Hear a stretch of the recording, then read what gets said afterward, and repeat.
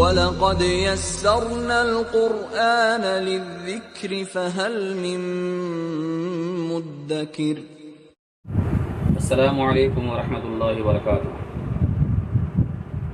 نحمده ونصلي على رسوله الكريم اما بعد۔ اعوذ باللہ من الشیطان الرجیم، بسم اللہ الرحمن الرحیم۔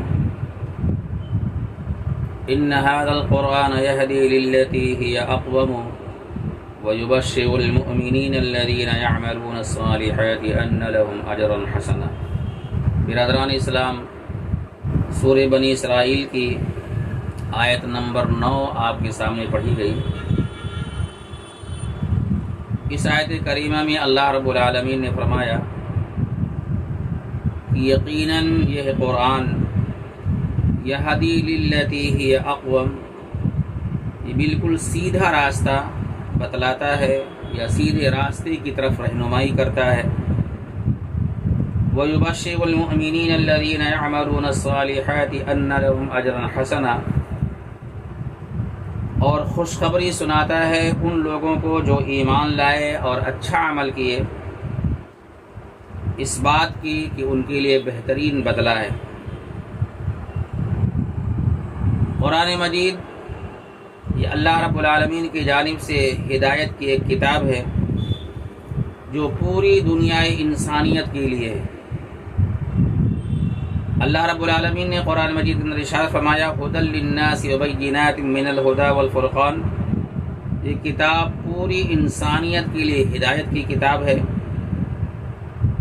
لہذا ہدایت اس وقت ہمیں اس کتاب سے مل سکتی ہے جب اس کتاب کو ہم پڑھیں گے، اس کے معنی اور مفاہیم پر غور کریں گے، تب ہمیں اس کتاب سے ہدایت مل سکتی ہے۔ اللہ کے رسول صلی اللہ علیہ وسلم نے ارشاد فرمایا، حضرت عثمان ابن عفان رضی اللہ تعالیٰ عنہ اس حدیث کے راوی ہیں، صحیح ابن حبان کے اندر اس روایت کو نقل کیا گیا۔ آپ صلی اللہ علیہ وسلم فرماتے ہیں افضلکم من تعلم القرآن وعلمہ، تم میں سب سے فضیلت والا انسان، سب سے بہترین انسان وہ ہے جو قرآن کو سیکھے اور قرآن کو سکھلائے۔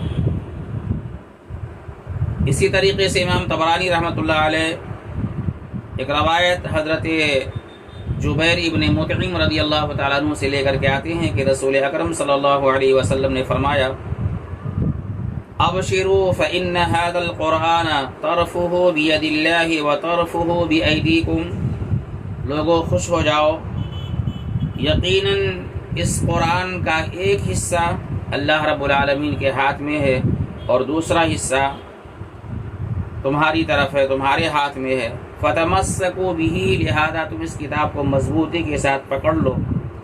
مضبوطی کے ساتھ پکڑنے کا مطلب یہ ہے کہ اس قرآن کے اوپر مکمل طور پر عمل کرو۔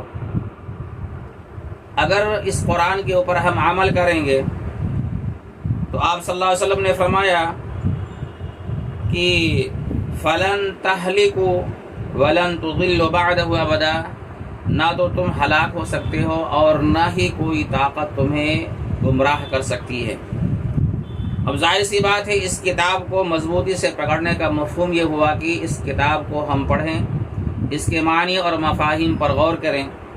اگر اس کے معنی اور مفاہیم پر ہم غور نہیں کریں گے تو یہ کتاب نہ تو ہمارے لیے ہدایت کی کتاب بن سکتی ہے اور نہ ہی اس کے ذریعے سے ہمیں سیدھا راستہ مل سکتا ہے۔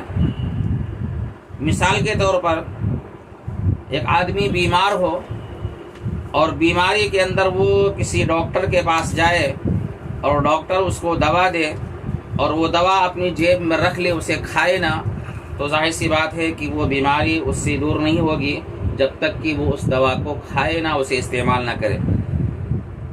ایک دوسری بات قرآن مجید کے تعلق سے، کل قیامت کے دن اللہ کے رسول جناب محمد رسول اللہ صلی اللہ علیہ وسلم اپنی اس امت کے خلاف ایک مقدمہ رب العالمین کے روبرو پیش کریں گے، جس کا ذکر اللہ رب العالمین نے سورہ فرقان کے اندر آیت نمبر 30 کے تحت ارشاد فرمایا وقال الرسول یا ربی ان قوم اتخذوا هذا القرآن مہجورا، رسول کہے گا کہ اے میرے رب، یہ میری قوم کے لوگ ہیں، میری امت کے لوگ ہیں جنہوں نے اس قرآن کو چھوڑ رکھا تھا۔ آپ اندازہ لگائیے کہ اگر رسول اکرم صلی اللہ علیہ وسلم ہمارے خلاف اللہ رب العالمین کی عدالت میں اگر مقدمہ دائر کر دیں تو وہاں کون ہم کو چھڑانے والا ہوگا؟ وہاں سوائے ذلت و رسوائی اور افسوس کی کچھ نہیں ہو سکتا، اور افسوس بھی ایسا کہ اس کا کوئی مداوع نہیں ہو سکتا۔ لہذا میرے بھائیوں، قرآن مجید کی تلاوت کریں، قرآن مجید کے معنی اور مفاہیم پر غور کریں، جتنا آپ سے ہو سکے اتنا اس کے اوپر عمل کریں، اور جو چیز آپ کے سمجھ میں نہ آئے اسے ان لوگوں سے پوچھیں جن کے پاس اس کا علم ہے۔ جیسے اللہ رب العالمین نے سورہ انبیاء کے اندر ارشاد فرمایا کہ جو نہ جانو اسے جاننے والوں سے پوچھو، فاسألوا اہل الذکر ان کنتم لا تعلمون، تم ان لوگوں سے پوچھو جو اس کے جاننے والے ہیں۔ لہذا میں آپ تمام بھائیوں سے گزارش کرتا ہوں کہ جہاں تک ہو سکے قرآن مجید کی تلاوت کریں، اس کے معنی اور مفاہیم پر غور کریں۔ بڑے بڑے علماء کرام نے اس کے ترجمے مختلف زبانوں کے اندر کیے ہیں، آپ اس کو پڑھیں، سمجھیں، اور اس کے اندر جو چیز آپ کی سمجھ میں نہ آئے وہ آپ علماء کرام سے رابطہ کریں۔ انشاءاللہ یہ قرآن آپ کے لیے ہدایت کی کتاب بن کر رہے گی۔ شرط یہ ہے کہ اس قرآن کو ہم پڑھیں۔ وما علینا الا البلاغ۔ والسلام علیکم ورحمۃ اللہ وبرکاتہ۔